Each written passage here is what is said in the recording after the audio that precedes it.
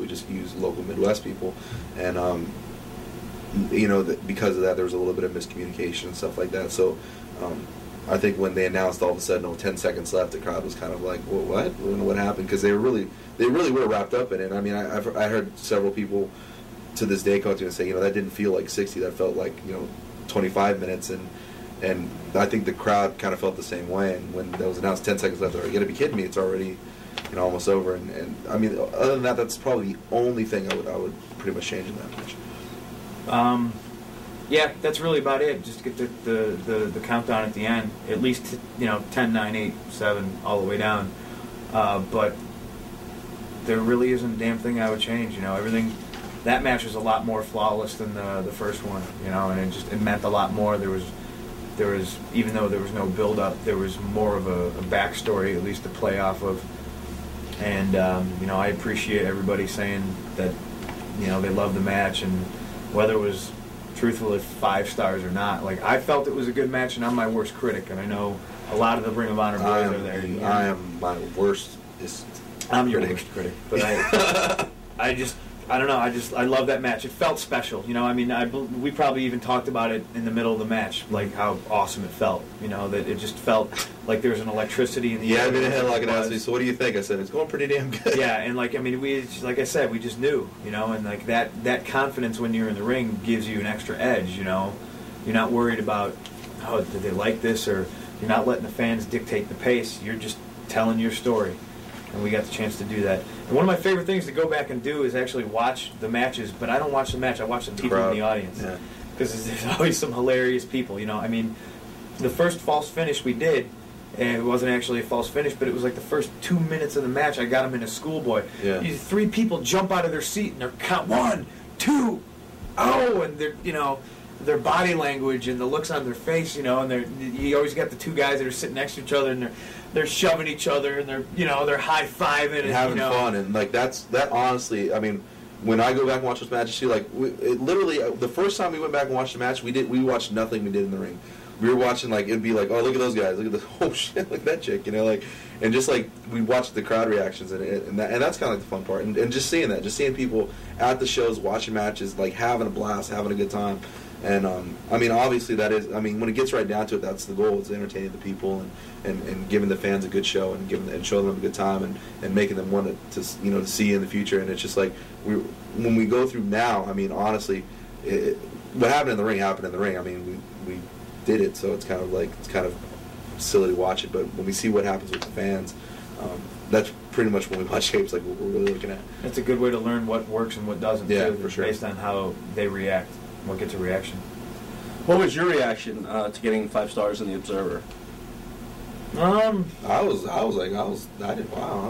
never read the Observer. Yeah, I've never had a real subscription, but I was like, cool, that's awesome, Gable always. Gabe was excited, I'll tell you that much. Because Gable always, you don't understand what a big deal this is. All the people in the '80s who lived and died by the Observer, and all the boys got it, and this and this and that. Well, I never got it, so I was just the only Observers I ever read, they were like from promoters and who had them, but like, I remember the day Gabe found out, like, I got this call, and he was like, and the most excited I've heard him squeal over the phone, and like, oh yeah, 5 stars, I was like, oh, cool.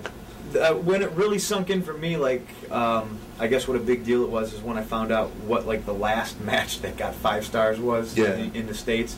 And it was either Ray and Eddie from Halloween Havoc '97 or the Hell in the Cell with Undertaker and Shawn Michaels. So, yeah, those 3 matches, which one of these doesn't belong, but I guess we do belong there, So what's up now? Bitches. Thoughts on coming back and doing the final match on 12/4 at All-Star Extravaganza 2? So, let me set the stage. We just had a 5-star match. Now, we have this 3rd match coming up, and with the no time limit stipulation, and fans are highly anticipating it. So now we got to top that, and so no pressure there.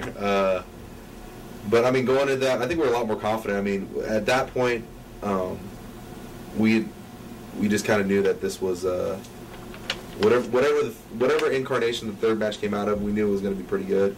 I'm super comfortable with each other as far as wrestling, and I mean, there was a lot of high expectation, but personally there wasn't a lot of personal pressure because I felt at that time we were capable enough to deliver something really good in the third match. You know? I think we both agreed that we weren't going to try. Like, our goal wasn't going to be to top the second match because I don't think we thought we could do it. Yeah.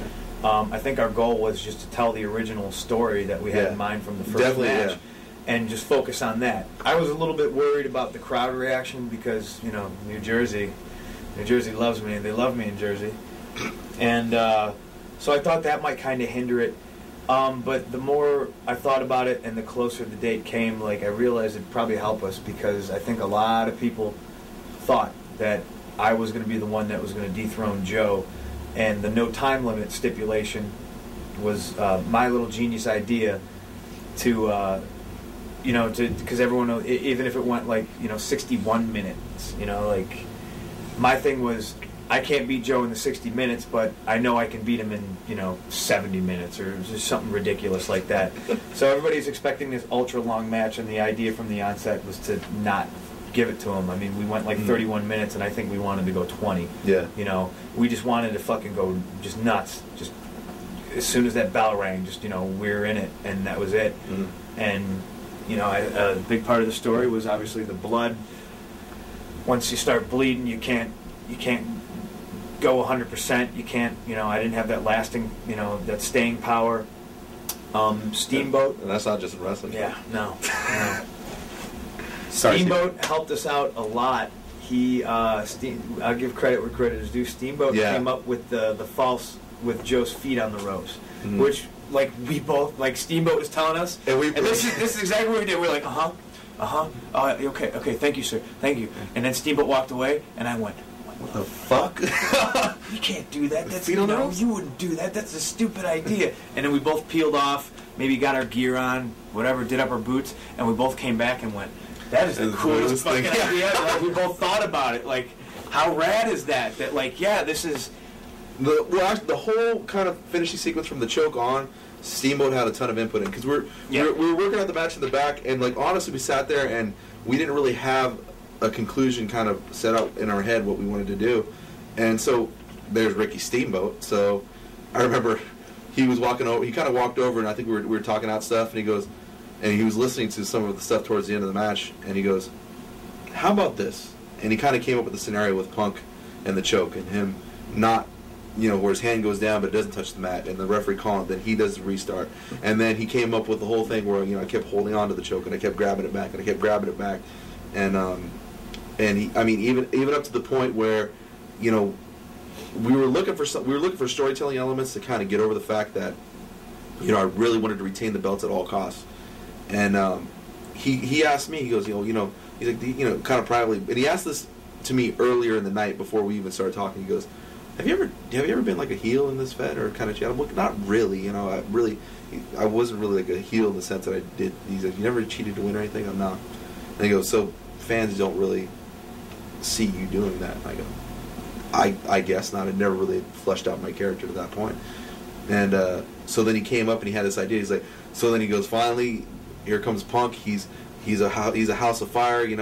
He's beating you up, and you sweep his legs out. You put your feet on the ropes. And I mean, literally, the minute he said that, like you said, there was a simultaneous. I didn't have to look at Punk, and there was a simultaneous we both groaned. To the point where it was like, you are a crazy old man, and you know not of what you don't even watch shows. Obviously, you are a crazy old. Psychotic man. Who are you, Ricky Steamboat? Who are you, Ricky Steamboat? Who did you ever beat? Who are you? You are loony. I think you need your medication, sir. That stayed in there for about 5 minutes until I'm sitting there dressing. He's dressing, and I'm going, my God, that's the most brilliant idea